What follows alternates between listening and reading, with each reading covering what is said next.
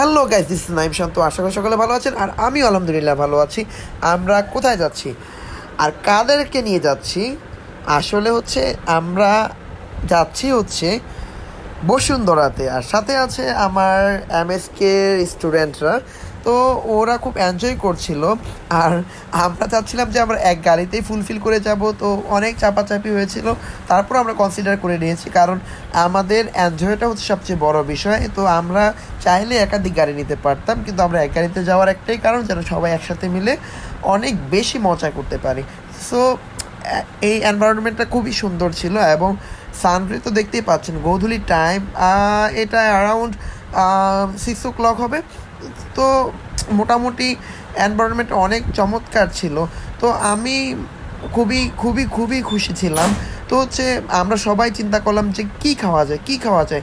তো ট্রেডিশনাল টাইপের কিছু একটা খাবার খেতে চাচ্ছিলাম আমরা। তো ফাইনালি আমরা চুজ করলাম আমরা কাচ্চি খেতে যাব। তো ভাবলাম যে একটা ছবি না নিলে কেমন হয় গাড়িতে, তো একটা ছবি নিলাম, আসলে ফ্রেমে আসতেছিল না।